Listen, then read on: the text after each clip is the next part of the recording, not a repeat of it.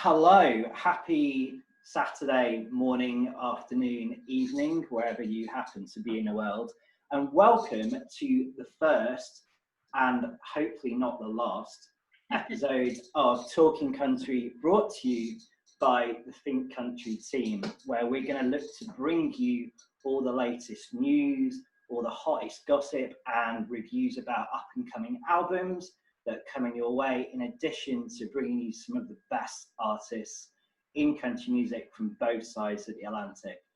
My name's Jamie. I'm one of the UK staff writers here at Think Country, and I'm joined by my fellow UK team members, Leslie Hastings and Lorna McKinnon, along with the Queen of Music City herself, Miss Patty McClintock, and our very, very special guest for our first instalment, the lovely Payton Taylor.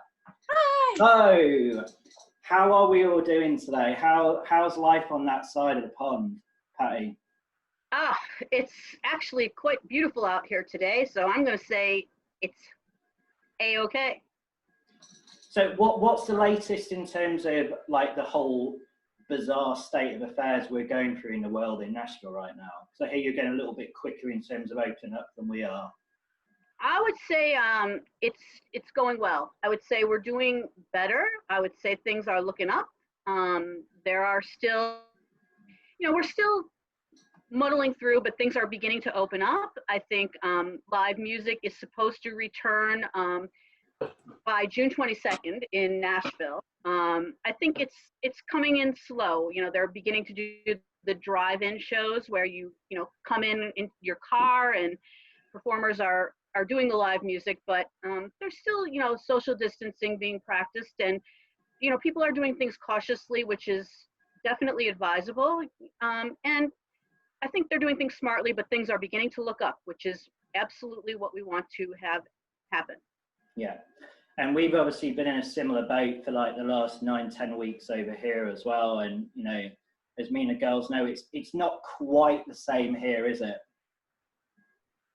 No, as I would say, things are moving a lot slower here. Certainly no pubs, bars, clubs open. The government have just announced that you can now meet with up to 6 other people, or 6 people in total outside, but you still have to social distance from people who aren't in your household. So it's a very slow burn, definitely.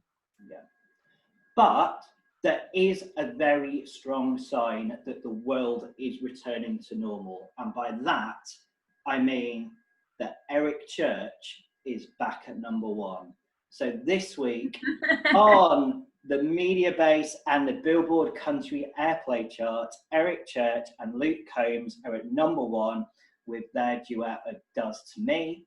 And for continuality with the other charts over in the US, Marin, she's doing it for the girls once again, isn't she? 12 weeks at #1 with the Bones, and Jason Isbell, 400 Unit, are at #1 on the Billboard 200 albums with Reunions. No complaints there. No, well, this is kind of like the total alternate universe to anything that goes on in Nashville, where like being a man, I'm severely in the minority in this whole thing. It's a genuine tomato salad, is what it is, as some people would kind of say. Yeah. We would kind of tell you about like the UK side of it, but we haven't got any country acts in our main top 100 over here. Just in case you were interested, Lady Gaga and Ariana Grande today had the #1 song with Rain on Me, and in 1975 had the UK's #1 album this week. And obviously, hopefully, we're going to start seeing more and more country acts creeping in back into our charts, where we've seen Chris Stapleton, Maren Morris, Cam, Florida Georgia Line, and such other people creeping in. But what else has been going on in the world? Well, what else has happened in these last 10 weeks that hasn't involved Payton's puppy? Puppies are here. That's what's going on. They can tell you everything because they overhear a lot of things. They probably know more than anybody. Oh my God, that's Okay, just so tell cute. us which ones are which. Okay, so that was Bean, who was over here on the side. Thank you to my sister Taryn, who levitated him into the screen. This is his younger brother, Blue, and we adopted. They are biological brothers from the same litter. We didn't know that having two brothers from the same litter apparently was not the advisable thing to do. So we ended up with two. Apparently they fight if they're from the same litter, but so these guys are great with each other. And we adopted an unbiological brother for them named Maxwell from and I guess you could say a rescue in Nashville called Snooty Giggles Rescue over the quarantine. So they have a third. He is currently at behavior classes because he has to. Naughty boy. Graduation program from Snooty Giggles. But his other brothers are here, and I'm so afraid they're going to knock over my tripod. So I'm going to hold him for a moment until he runs away. And talking of new babies, that seems to be the sort of dumb thing, that one of the big bits of news that kind of we've been hearing either just before or just after lockdown, with a lot of our friends that have announced some really exciting news in the last couple of weeks. So we've heard that Brandon Lancaster, our buddy from Lanco, who we've obviously hung out with quite a few times, that him and Tiffany are expecting. In addition, Neil Mason and his wife Chelsea from Cadillac 3, they've got one on the way. Ryan Michaels and Shannon Haley, who we spoke to this morning, in a fantastic chat, which is going to be coming your way very soon. John Jeffers and his wife Hope from Whiskey Myers, David Nell, Russell Dickerson. So everyone's at it. So people have found a way to keep busy. They have, and actually there's another big celebrity baby coming along, maybe any minute actually. My daughter and her husband are expecting a baby. It's actually due the end of June, but I was told last night they think it could be any day now because she's been having some really big contractions. So stay tuned, Think Country folks, because there could be a new baby in the Think Country family any minute. Who knows? She's my namesake baby. Yes. That baby is going to be named Taylor, which is Payton's actual given name. Yes. Little secret there, folks. Yeah. Well, my oldest daughter is called Taylor, so There. This group, I think. How can this baby go wrong, right? Yeah. I'm just having as much fun as always, rotating my camera, just keeping it. Not to mention the queen of country at one point in time. Taylor. And a great brand of guitars, of course. Maybe we'll get sponsorship. Of course. That's a good one, isn't it? Taylor Guitars. There you go. Maybe we'll get a sponsor for our show. Yeah. And so, I suppose kind of the other news is obviously COVID's impacted a lot of things that are going, and Patty touched on it before about the start of some drive-in shows, which we posted some news earlier this week about Alan Jackson at the start of next month doing a pair of shows down in Alabama. And we obviously know that festivals have been particularly affected by COVID and kind of causing havoc with everyone's schedules. Pretty much everything in the UK has gone. Glastonbury, Creamfields, Reading and Leeds, Isle of Wight, Cornbury, Latitude, Transmit, Kendall Calling, Radio 1's Big Weekend, Capital FM Summertime Ball, in addition to our own country festivals, the Long Road, C2C, Buckle and Boots, Dixie Fields, Black Deer, Brambly Man Fair. The whole thing's a mess. But Buckle and Boots, maybe we ought to talk about that since Payton was supposed to be Oh my gosh, I was so devastated to have to call American Airlines and ask them to cancel the flight. Was painful to do. I've been looking forward to this since December. Because we've been trying to get you over this side for so long, because I know obviously, you know, Patty's been talking about it, and I know that Annette kind of, you know, she won't stop talking. And I know, you know, some of our other friends, Amy and Lizzie Wilson as well, people that, you know, we know very well. So it must have been so gutting to literally be so close to having it happen and it sort of be ripped away from you. and I'm sorry that the dogs are making a guest appearance here in the back. Yes, so I think I would be able to use the term gutted, your term gutted, appropriately to say that I was gutted, that I couldn't go. We were gutted for you. Thank you. And we were gutted for us that we couldn't get to see you at last, because I was looking forward to that too. It was so sad, just because I had on my calendar for the longest time. I eventually just took it off. But I had England on my Google Calendar for the longest time. I would have still been there until June 4th. So technically, oh, wow. So you were coming over for a proper trip as well. Yes, it was going to be for a while.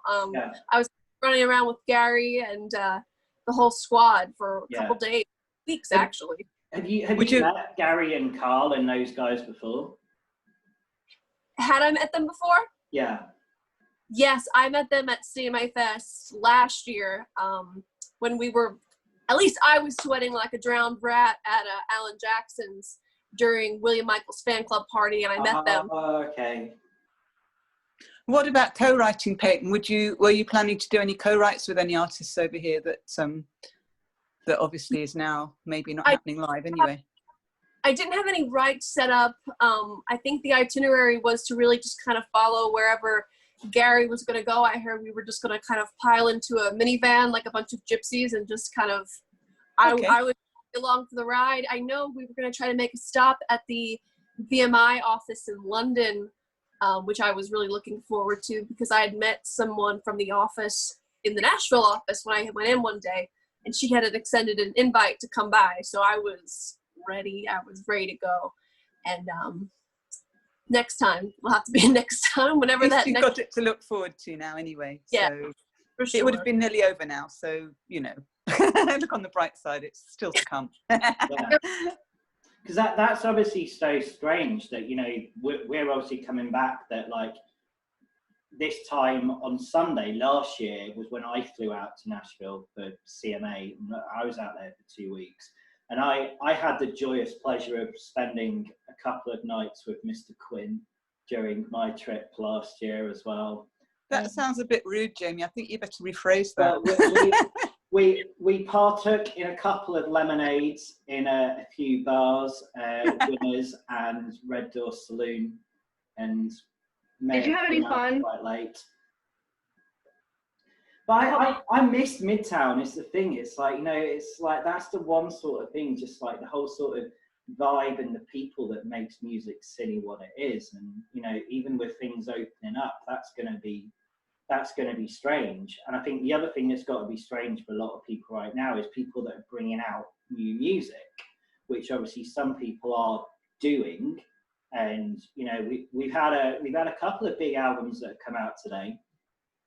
Yes. One of them in particular, the wonderful object of every woman's desires, and most men would be quite, you know, they'd be lying if they said they don't have a slight man crush on Mr. Kitmore and those guns, because, you know, I've got a feeling he works out a little bit. I think maybe he may lift a beer can or two. Yeah. Or a beer keg or two. Yeah. That's your type of working out anyway, Jamie. Yeah, so he's brought out his fourth album, Wild World, today, which is out through MCA Nashville, where the 13-track album, he was involved in co-writing 12 of them. And, you know, we had a chance to listen. What do we think of Kip's latest offering? Yeah, it's been the soundtrack to my afternoon, a sunny afternoon at that. So it's been brilliant. I thought it was great. And you know when you're really rooting for someone and you're like, please let this be good, please let me enjoy this. And I thought it was brilliant. It's one of those albums that just takes you on a total journey. There's those really angsty, gritty songs, but there's some really kind of like light, upbeat moments as well. There's a track in there, Hey Old Lover, which is just one of those that is going to end up stuck in my head. Yeah. But what I love about him as well is there's some really kind of sweet, there's a really sweet romantic number in there called More Than Enough, and it's the kind of track that if some people sung it, it might be a little bit cheesy, but when he does it, because he's got that real grit in his voice and that real gravel, it just comes across as so wise and earthy, and I think it's brilliant. And I think also, especially during this time, there's been so many EPs out, and I love EPs for lots of reasons. It's great, but it's nice to have a full album which takes you on a total emotional journey throughout of it. So I thought it was a real pleasure to listen to, definitely. I think it's nice as well to have an album where we haven't had half of it released before the albums come out as well, as we've seen quite a lot that, you know, someone will put out a 12, 14 track album and they're putting 6, 7, 8 of them out in the pre-release before. You know, there was, you know, She's Mine was a track that came out last year as the lead off to it. And, you know, there's a lot of, you know, really roaring up-tempo numbers on this record that's obviously made Kit essentially become the top male artist from this side of the Atlantic. If you look at in terms of the fan numbers and how regularly people are touring, you know, we haven't seen Blake Shelton over here. It was a long time before we saw Keith Urban. Brad Paisley's not, when he's been over, has not played a huge amount of dates, but Kit keeps coming back and coming back and coming back. And obviously, you know, we had that roaring set at the Long Road last year, where another performer that was at Long Road last year was Cam, who's brought out a couple of new tracks for us today as well. Yeah, I've been listening to the Cam tracks today, and yeah, as you say, Jamie, it's been a double treat for her fans today, because she's not only brought out her own single, Redwood Tree, which is the third to be taken from her upcoming sophomore album. She also features on the title track to Brandon Stansell's upcoming EP, which is called Hurt People. Her own single's great. It was inspired, in fact, by a tree at her family home in California. And it's a really thought-provoking and reflective song about the passing of time. And it's got a really driving beat too, which makes it very infectious. But I do urge you to listen to the lyrics. They, as I said, they're really thought-provoking, and it's a beautiful track. And then Hurt People, that I just mentioned too.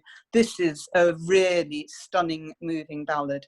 Brandon shares his coming out story on this track, but in fact, it's very relatable in very many different ways. And I think it's really exciting to hear what the rest of the EP has in store based on this. I'm really looking forward to hearing that. Yeah.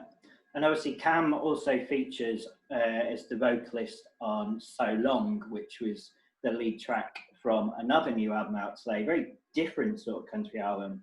EDM world-renowned producer Diplo, originally from Tupelo in Mississippi, he's gone back to his roots, and he's brought out Thomas Wesley Presents Chapter 1 Snake Oil, which is his first venture into country music, where he's got some big hitters helping him out on this first one. You know, Zach Brown and Danielle Bradbury come together really, really nicely on a track called Hometown, which I think is going to be massive. It's got a lot of potential on this side of the Atlantic as well. Anyone that's big on Sam Hunt, I think, will be a huge fan of that. You've also featured the Jonas Brothers. There's Morgan Wallen and Julian Michaels come together for another great track called Heartless.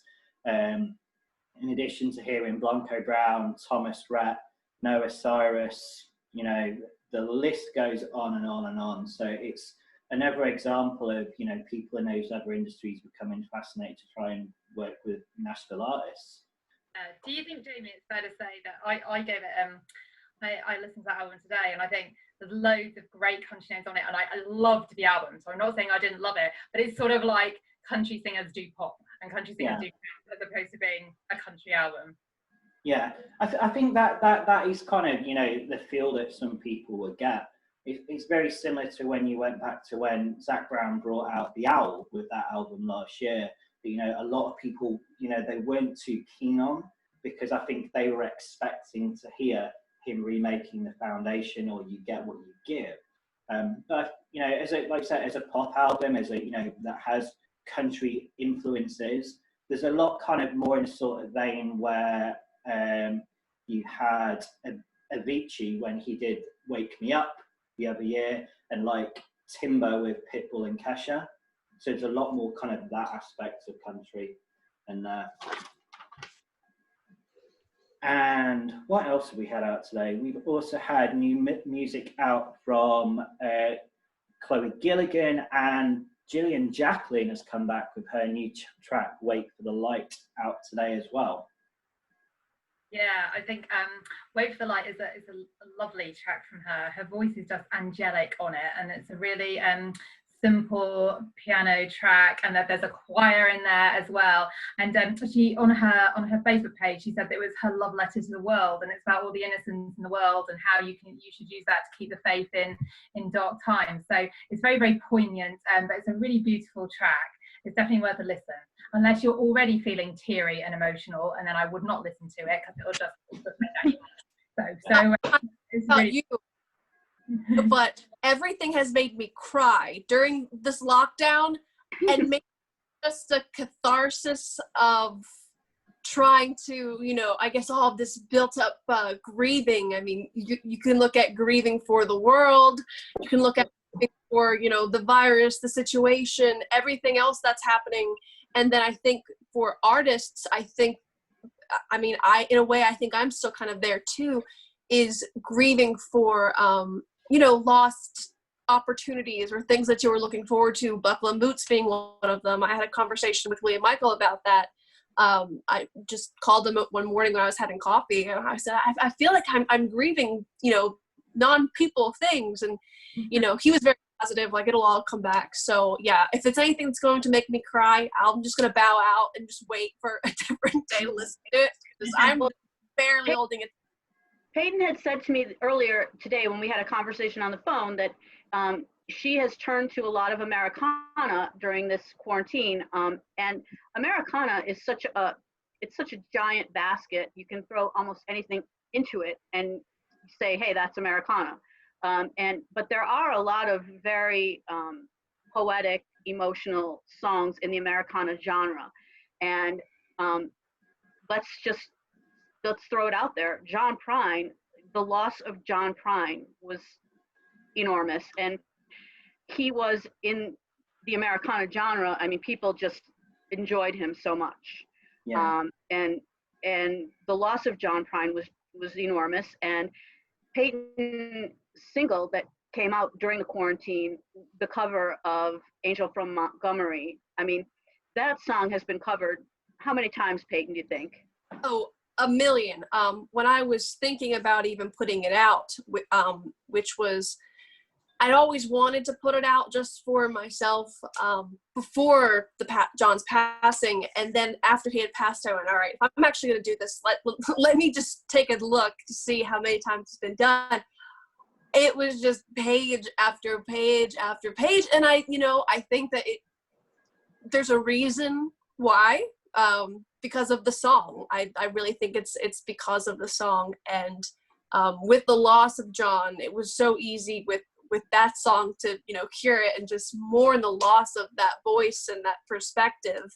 But luckily, he was so funny, and that is something that I hope everybody takes the time to really dig. Like, of course, you're gonna have your Angel from Montgomery's, and that's the most well-known we can say, especially after Bonnie Raitt recorded it and being done on so many of these singing competitions, me being one of the token singers on a singing competition, singing it.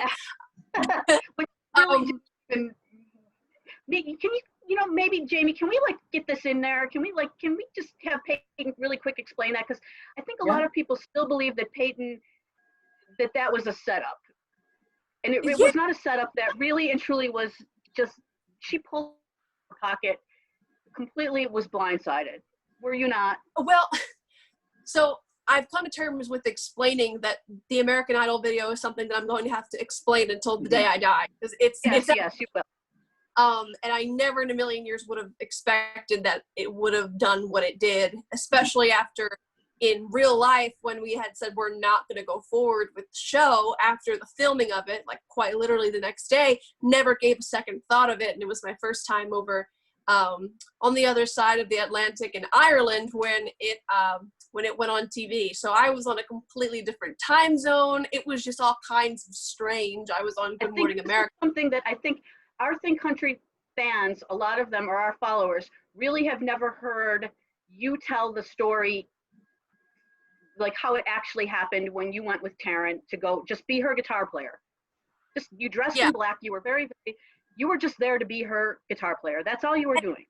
Patty was there that Yes, day. I was. Yes, I was. I was there. You know exactly what happened. Yes, I know you were excited. I have a witness here. That yes, I do. That you do. It was not black. No, we arrived that day, and prior to going into those auditions that you see televised, there's a long process before of producer calls, callbacks, and a lot of times where you have to travel all over the country to go and be in front of the people who are putting the show together. So the first audition was at a park in Louisville, Kentucky, and my sister needed somebody to play guitar with her because at the last minute, the person who was going to be playing with her couldn't play. So I said, I'd be happy to jump in and play for you.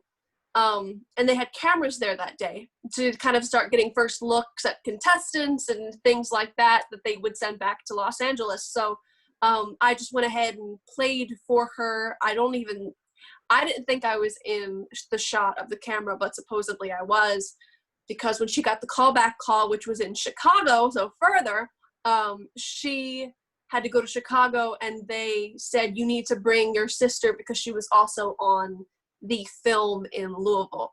So at that point, I just went, I was only supposed to be doing this in Louisville, and this feels like it's starting to just get bigger and bigger here. So at the Chicago callback, which it was the step right before you go ahead to the filmed audition, at the callback, my sister sang, and I think I had just a ponytail. I said, I'm going to be as transparent as I can make myself. And I just sat to the back, and the woman who had a lovely English accent, like you all said, who's that? In the back, and I was just like, no. And at that point, I just had said, I'm her sister. We sing together sometimes, but I'm not in the competition. And really, the reason why I wasn't going through the show was because I'm a writer. It's what I love to do. It's a big part of my heart, and those shows previously wouldn't let you do originals, and there's also a lot of rules regarding if you do play an original or you do have a catalog of originals, what happens to them. And maybe it's selfish, but those songs to me are kind of like my little babies that I've had for so long, and the thought of possibly losing them was very daunting to me. So I didn't want to do that. And lo and behold, on the audition day, Patty was there at 3 in the morning, 4 in the morning. It was early, and it was cold. It was freezing. We were at the not the ceiling. Oh my gosh, the rooftop. We were not on the ceiling, although it felt that way. We were on the rooftop of the Country Music Hall of Fame, and that's where they went ahead and had the auditions. And it kind of went the way that I think my sister and I had been talking about before, of they ask you to sing, you better sing. And we just talked about it beforehand. I mean, there was a possibility, but it was never confirmed to us if that was the plot they were going to take for our audition. It was. So she just said, if they ask you to sing, sing, so they don't get rid of our footage. You better sing. So, okay, we'll sing. And then what you saw is what happened, although there was some magic of television cuts made, in my opinion. Taryn had a big note that was taken out. It was cut. She walks up in that song Masterpiece by Jessie J, and she just had a note that went on for hours, and they cut that, I'm guessing, to maybe make her appear less experienced. They also cut out probably a good 5 minutes of me saying, look, I'm not a contestant. I don't have a contestant release form signed. I'm a writer and I can't do the show because of X, Y, Z. Wasn't there even a phone call to Joe Carter, your manager, saying, yes, I don't know what I should be doing here. They want me to sing. I don't know what I should do. Because there was a block of time that I remember. You were in there for a very long time, and on the show it makes it look like you went, do you want to sing? And you went, sure. Yes, sure I will. So the magic of editing is, and that's what made deceiving. me look like an audition stealer, which Yes. kind of became a joke of the whole thing. Was I went, oh no, I won't do it, to okay, why not? But they missed the 10 minutes of me in between going, no, I can't, because I don't have a release and I am a writer and but that doesn't make good TV. Who would care? So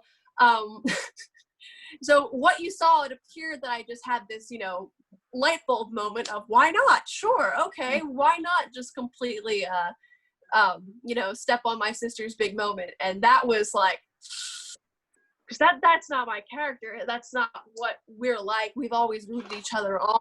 And not to mention the fact that, a lot of people said, oh, well, if she had that song all prepared. No, she actually sings that song as like kind of a regular, thing. thing. So it was not something that she prepared. It was just something that she sings kind of in a rotation at any old gig that she does. Yeah. So now that you say that, yeah, I'm sure they were thinking, oh yeah, how did this girl just pull out a John Prine song? So thank you for that perspective as well. Now I look even weirder. But no, like who knows a John Prine song? Actually, Payton Taylor knows a John Prine song. It's one of the ones she just does all the time. So, hello.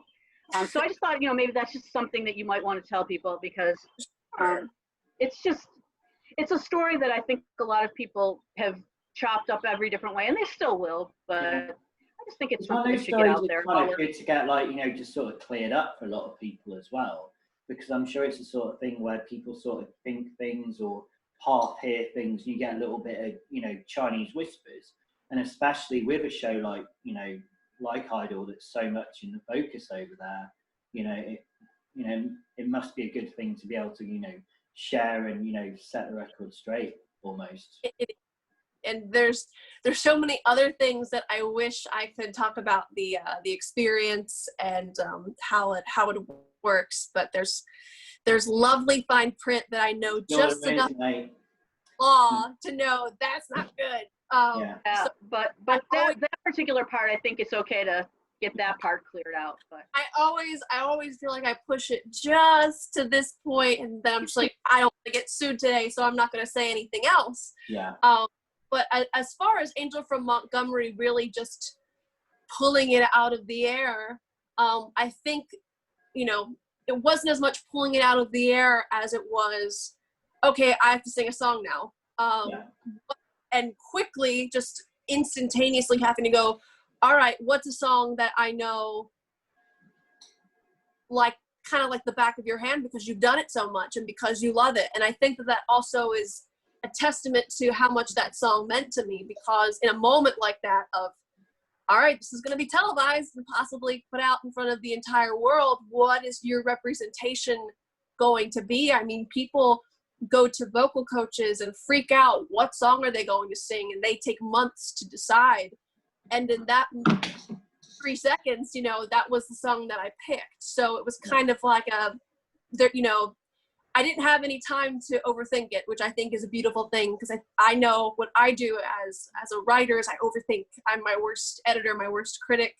When I sat in on a master class with Shelley Tackett, and I asked her, I said, what do you do as a writer when you overthink? And she said, you just got to get it down sometimes. And I think that was that same fight or flight response of, all right, got to get it down. This is the song it's going to be.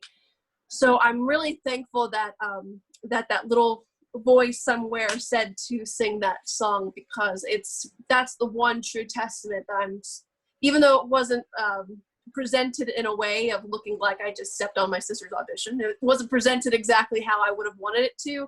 At least I know that when I had control of the song, at least I know that that's exactly who I was. So they couldn't take that away. They couldn't edit that, although I sure they would have wanted to.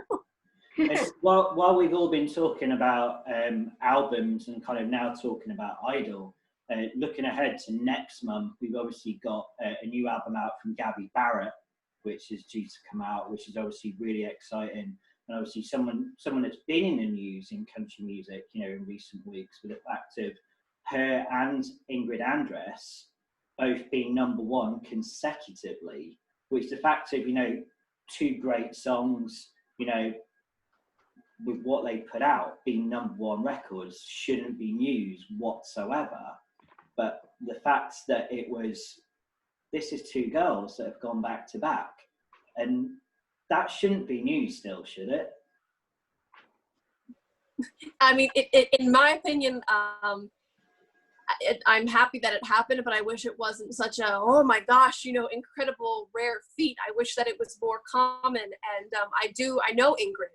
I used to play over at the airport, Nashville Airport, with her and fun fact, Lauren Jenkins of, I guess, of Big Machine before, and now yeah.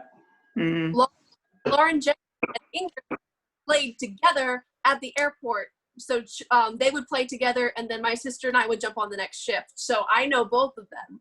Wow. And to see Ingrid do it, that makes me happy. That makes me happy more than anything. I don't know Gabby personally, but I know Ingrid, she would always push her originals in a setting that maybe wasn't always very kind to originals. You know, think of a busy bus terminal, or, you know, at the Nashville airport. It's busy, it's loud, and yet she still always really stuck to her originals more than anything. And I think that just goes to show the kind of artist she is. Yeah. And then I must say, as generally a fan of female artists as opposed to listening to male artists, I think it's great that all these females are coming through now, and I think the tide is beginning to turn.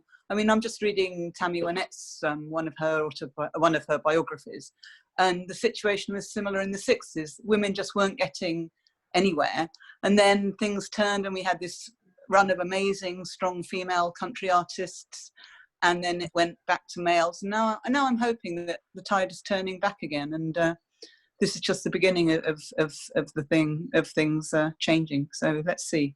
I could add something to that too, just from the perspective of, you know, the different conversations I've been in, as from the artist's point of view. We look at the feat of two female artists doing, now is the time to drink, everyone. Hashtag day drink. This is the holler and swaller edition of Think Country right here. Yeah, exactly. And I need a drink to get through this story. Just to show you how difficult it is from the perspective of the artist trying to be heard, the female. I went to the home of trying to think of the right words to put this. I went to the home of a woman who is in charge, who makes big decisions on Music Row. And I went to her home and I was speaking to her. I played some songs that I had done in the studio, some things I had written. And she sat there and she listened to them, and she gave her critiques and advice. And, you know, that's a given. Please critique me on the same level you're going to critique anyone else, male, female. Critique me on that same level, please, because I want to be in that. I want to, you know, be up to the same par. Don't just say, well, as a female. And then after the entire conversation, she said, well, I like that song. Is it a better song than, say, and at this point she said, is it a better song than Kelsey Ballerini's? I forget which song it was. She said, yes, but you don't look like Kelsey Ballerini, so you're going to need to sing better songs because you don't look like Kelsey. Kelsey can get away with singing a song like that, but unfortunately, you're going to need good songs because you don't look like her. And I wish I could say that was, that it was, you know, a joke, but that was coming from another woman to another woman. And I remember that piece of advice was given to me, I guess, 2 CMA Fests ago, or right before, because I remember it wasn't last year, it was the year before.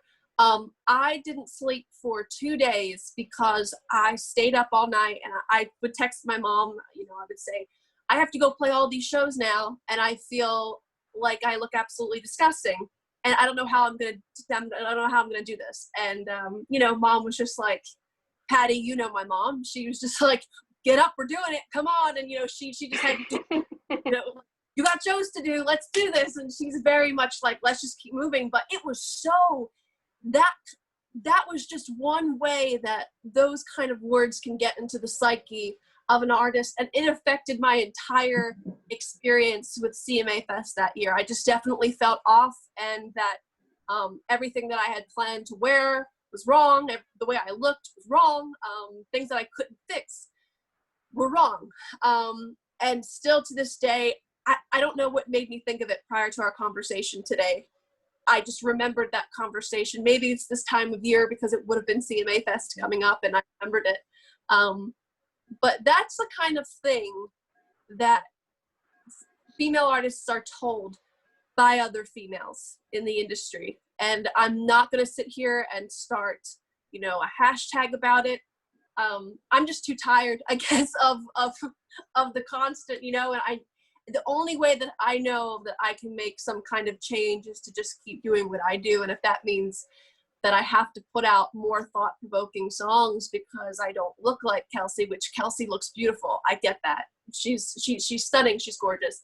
And she's a great soul too. I've gotten to talk to her several times. She came through the airport actually and was one of the only artists who came through to tip me, which meant a lot. And she talked to me, tweeted me afterward.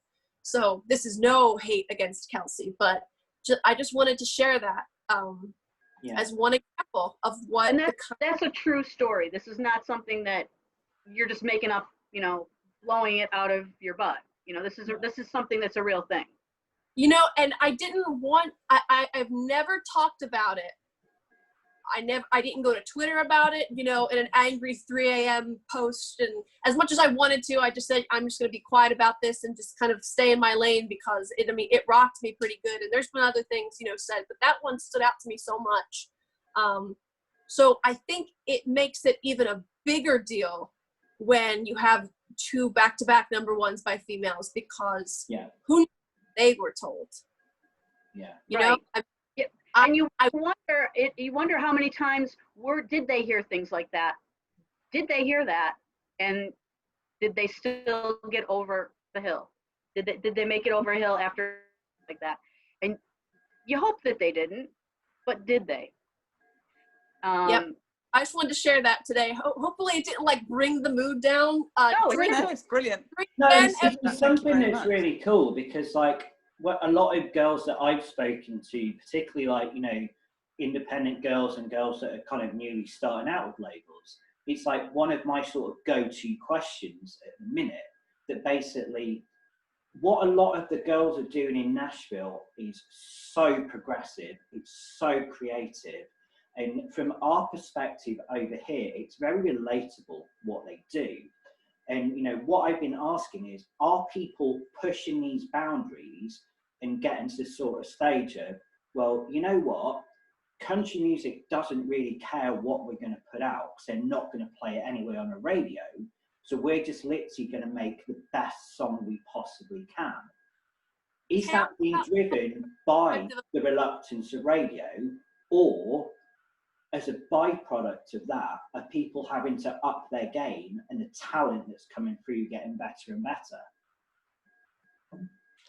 That's an interesting point. I mean, I was listening to Brandy Clark the other day, who's just released a couple of months ago, a stunning album, and it's very, very different to her second album, to Big Day in a Small Town, which if she couldn't get any play on country radio with any of the tracks from Big Day, which was basically pretty much not specifically, she didn't specifically set out to aim at country radio, but they were very country radio to me friendly songs, then why should she try and do that again? And why shouldn't she just try and do something totally different, which is done with the album Your Life is a Record, which is much more Americana, much more stripped back. So yeah, that was just my thoughts on that. At the end of the day, there's 2 words that just sum the whole thing up, and they are Casey Musgraves, a girl that got no airplay whatsoever on radio.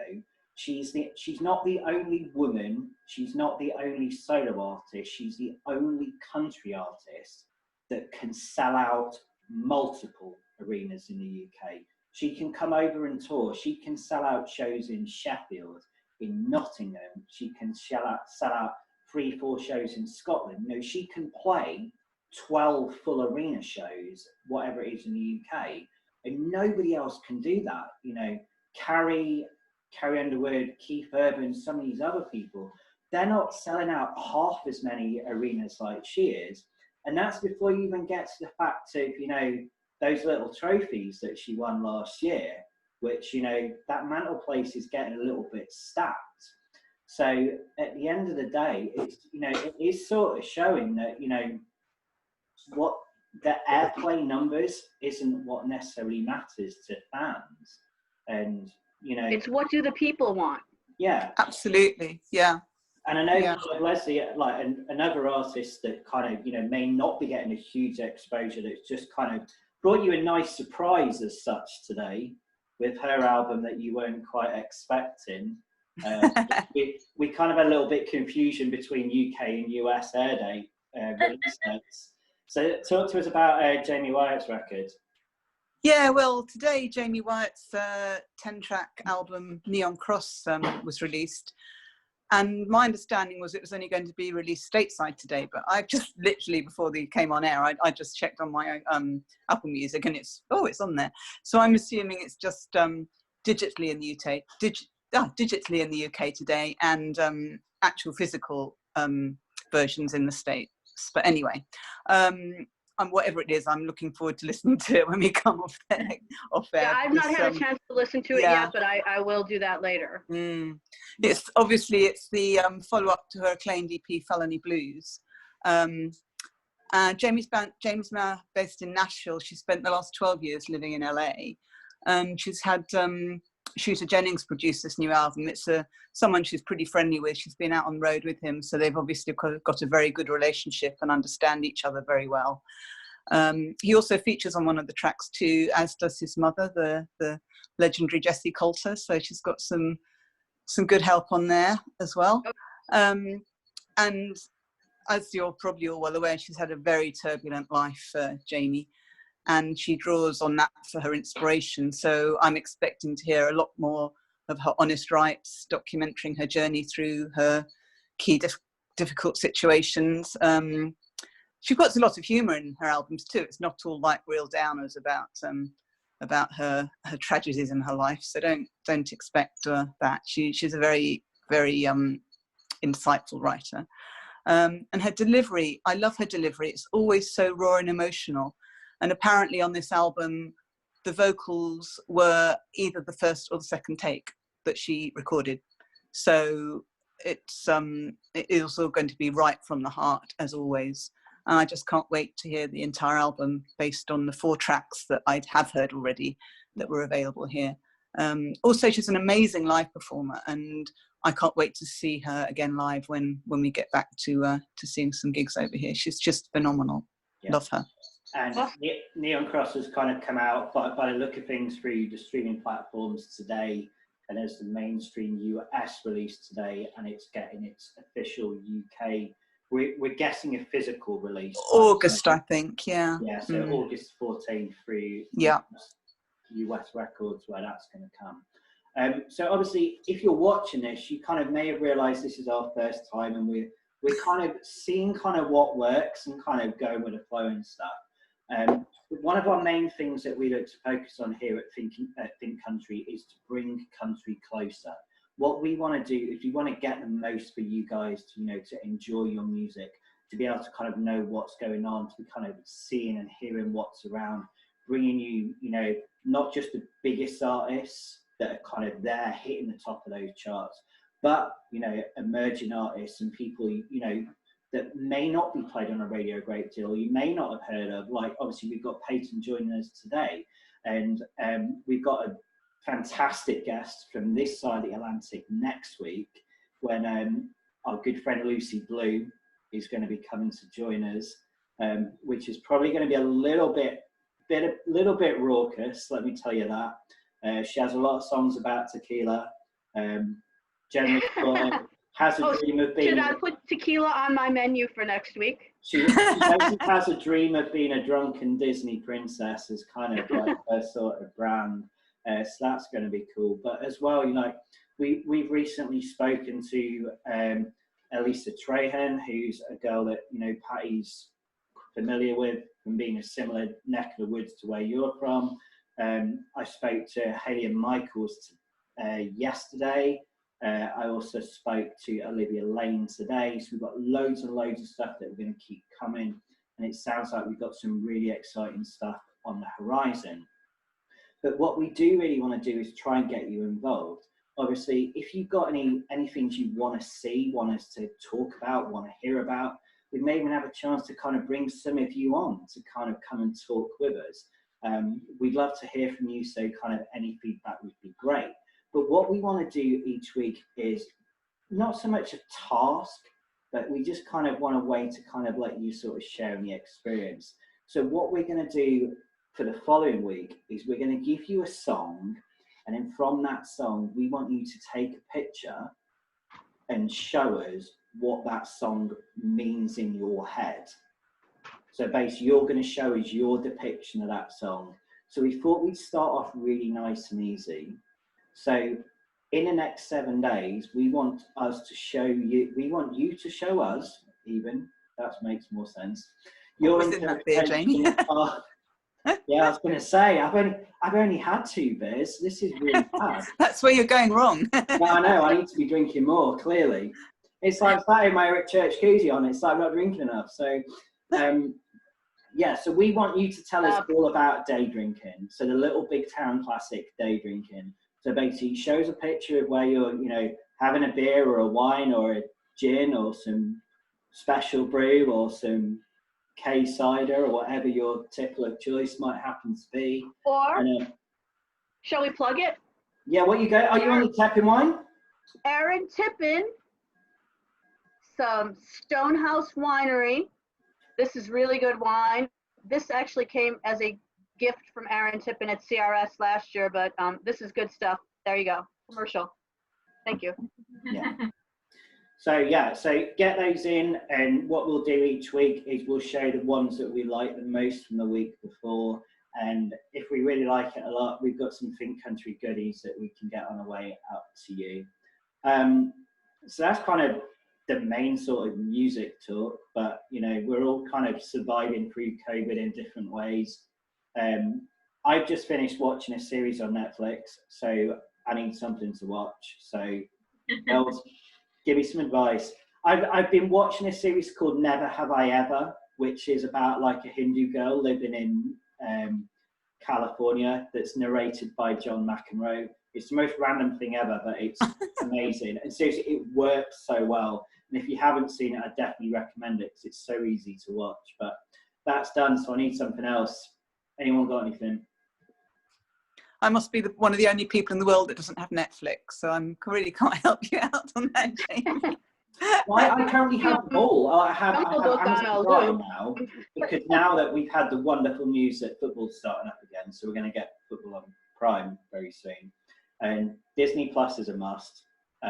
Disney Plus, when you have like little kids, which I do, we have little kids living here, our grandkids. So, but you know, when you keep watching Jungle Book over and over and over, and hearing Bare Necessities over and over and over and over, yeah, you know,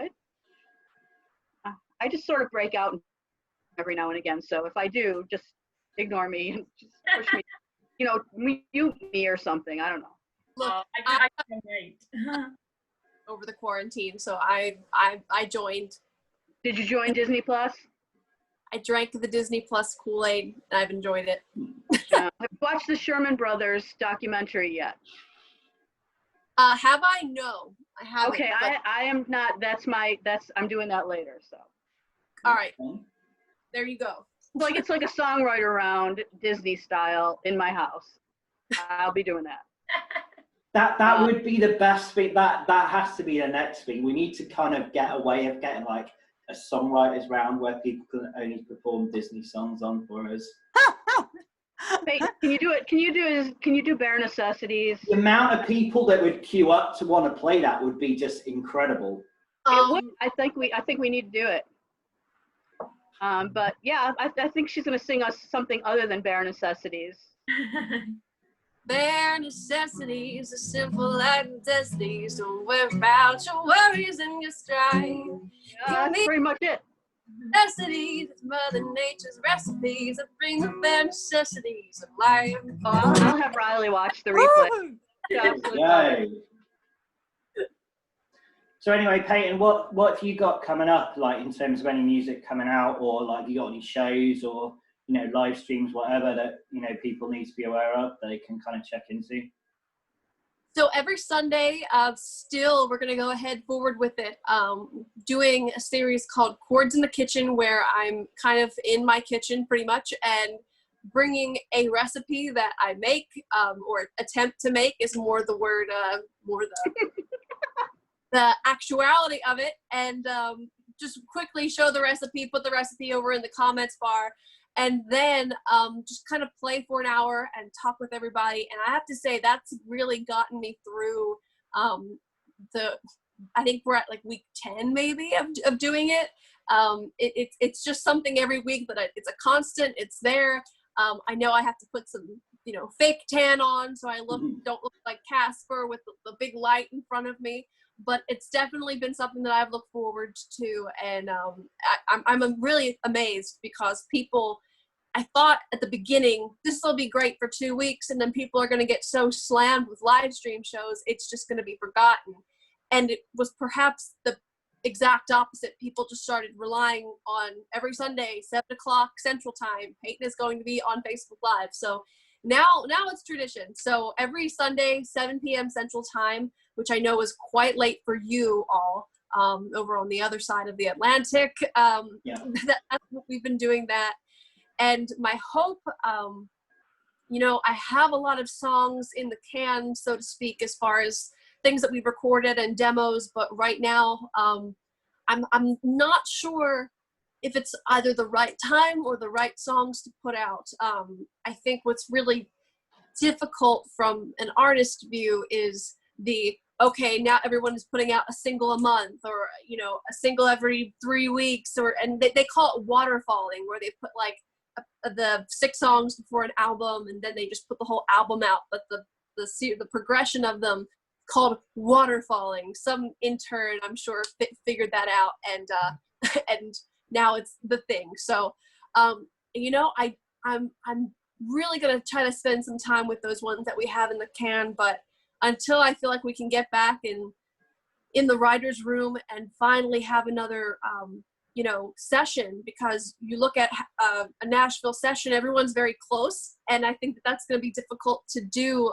to put everybody in the same room and have session players feel comfortable. So it might be a minute until something new comes out, but in the meantime, I'm really trying to do my best to put out as much content and go on live streams to a point where it doesn't feel like I'm just slamming people with live streams. And that's kind of the spot that I'm at right now. I'm hoping, of all things, to come back first. I'm hoping socially distant writing in person can be the first thing, because of course, you know, it all starts with a song. You know, songs have to be written, and there is something so difficult about writing songs over Zoom. I don't think I can do one more, as thankful as I am that the medium has existed, so that I can have some sense of normalcy of seeing familiar faces and writing. It's just so hard because there's always a different feeling about the room when you step in, especially with the different people who are there. What kind of day did you have?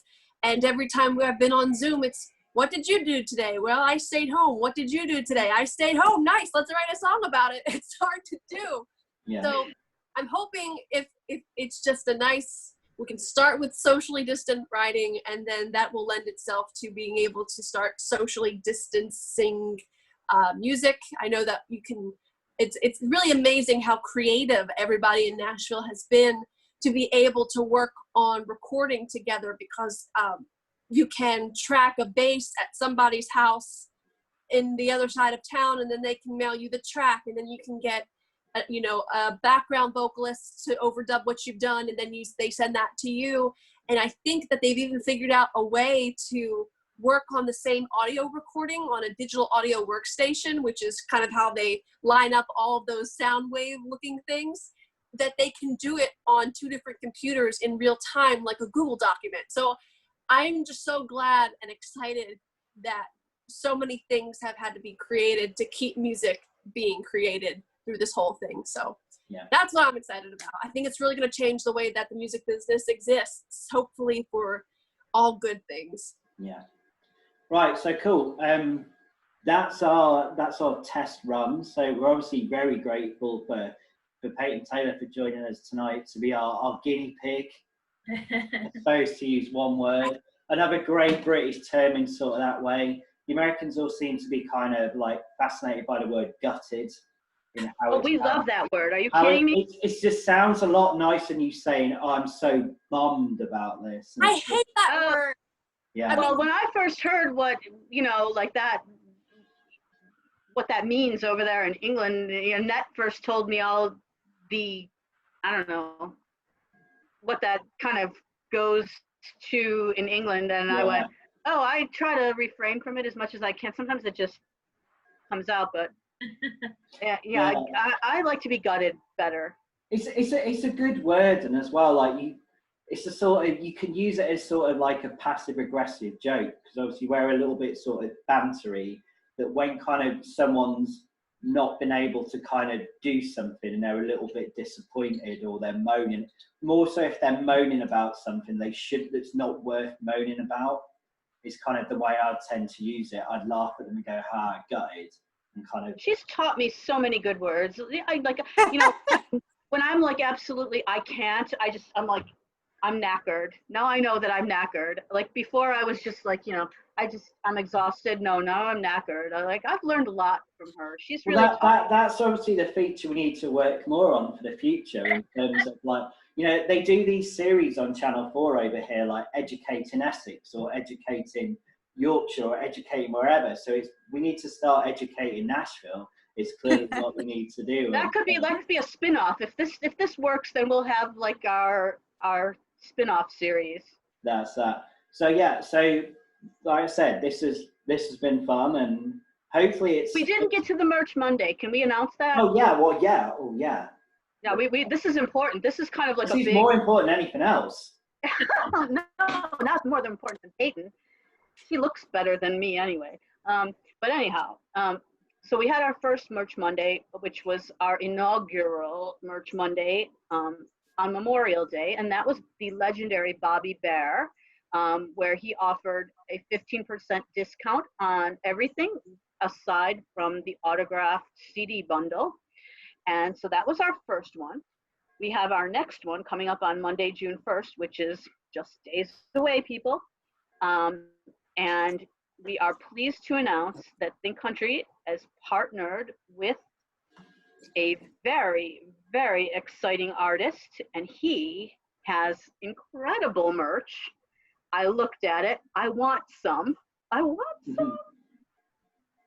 He even he's going to do handwritten lyrics of your choice. You can pick any of his songs that you like and say, hey, I want you to write this, and he will do it. Even that, he's going to go 20% across the board of any of his merch, whatever you want, even the handwritten lyrics. Are you ready? Yeah. Drum roll. Shall I sing one of his #1 song from 2012 that included a female vocalist? I'll just say it because I can't sing. Payton knows I'm terrible. David Nail. Yes, all day, Monday, from midnight until midnight, June 1st to June 2nd, you can get 20% if you visit our Think Country page, and you'll see the link for our Merch Monday to visit David Nail's shop. You can get 20% off of anything in his shop. And if you use the code Think Country for Merch Mondays in David Nail's shop, anything, including those handwritten lyrics, which are, oh my God, I really want some. My husband will be, he's not here. So, I can say whatever I want to say. We will not talk about my handwritten lyrics to Jesus Take the Wheel at the City Winery. We will not talk about that right now, even though I am drinking wine. That's a whole nother story. But yeah, it's amazing. It's a great, great, great merch shop, and we are just so excited about it. So yeah, Merch Mondays. They are, yes. That's where it's David going. Nail, people. Let So, it yeah. rain. Let it rain merch. That's that. So like Patty says, if you want to kind of check out, make sure you're kind of with us on Monday, get all the details on how you can get a really, really cool discount on some David Nail merch, which will be, the post will be coming out kind of next couple of days. We'll tell you all about it. And obviously in the meantime, all the records and the singles we've talked about today, make sure you check those out. That, you know, Kit Moore, we talked about Diplo, we talked about Cam, we talked about Jamie Wyatt, we talked about Gillian Jacqueline, and there's plenty of other stuff as well. Deanne Dexter, she's come back into country and she brought out a new song today, premiered on Bob Harris's Radio 2 show last night, who was, you know, one of the premier UK artists for a long time as part of Dexter. She's got new stuff coming out. And like I said, hopefully if the net doesn't kind of shoot us and it hasn't gone horribly wrong, we'll be back next week at the exact same time, where we're going to be joined by Lucy Blue. But Payton, it's been amazing to have you today, and it's been really cool to kind of properly talk to you for the first time. Like that you are actually a real person, you're not just an enigma, you really exist. And are we excited to hear her play or something for us? Exactly. And are you okay to play us a song to finish up? Absolutely, I'd be happy to. And thank you guys for having me be the test subject, because it was someone had to be. It was either you or, you know, the guy that was sitting down on the corner of Broadway and 3rd, and we thought maybe you looked a little nicer. So Well, to be fair, it could have been Bill, Patty, couldn't it? That was like the backup. it could have been Bill, but you know, I had to have him take the kids to the pool, so you know, it was the next best thing. So what are we gonna do? Well, I'm really sad that Bill could not be here, and I'm very upset to know that I took Bill's place. But But he did cut your bushes yesterday, I heard. He did. He cut my little things that look very sad outside. So thank you, Bill. I'm going to Angel from Montgomery. It's so strange to say my single, because I didn't write it. So I'm just going to say I put this out last week. Yeah, last week. Sorry, the days are kind of all just coming. I don't even know what day it is anymore. I've been pretty much homebound for 80 days, if not 79. I have to look at the exact count. So that's quite a while. But this is Angel from Montgomery, and this is in honor of John Prime.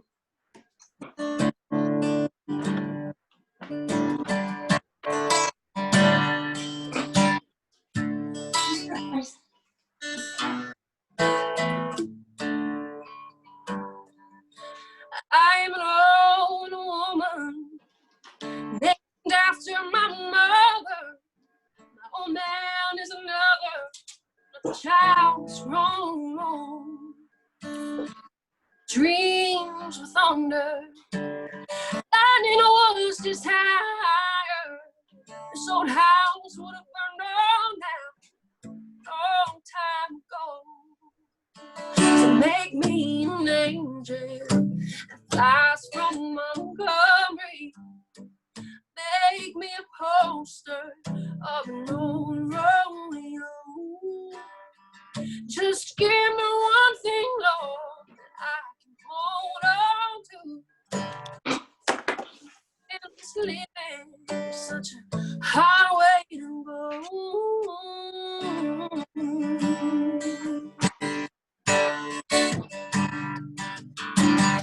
When I was younger, I had me a cowboy. Wasn't much to look at, but it was a free railing man.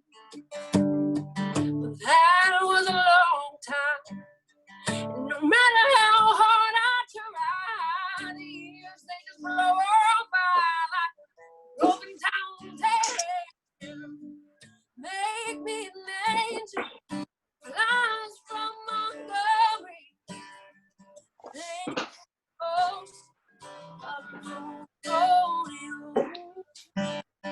Just give me one thing,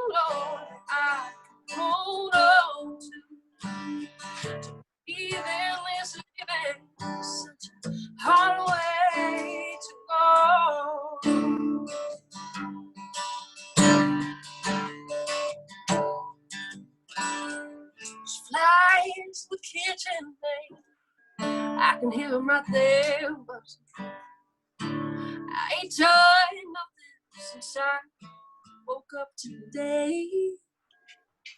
How the hell can a person go to work in the morning, come home in the evening, and have nothing to say? Maybe it's nature that flies from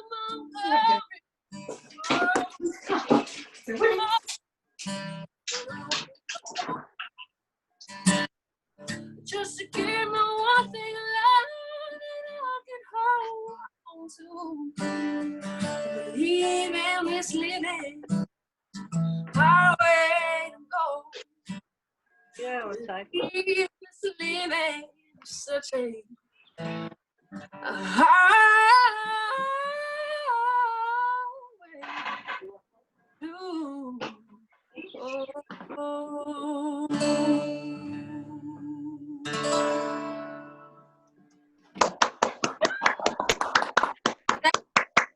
Thank you, Payton.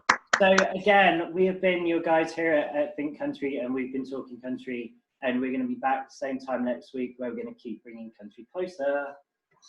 Thank you. Great.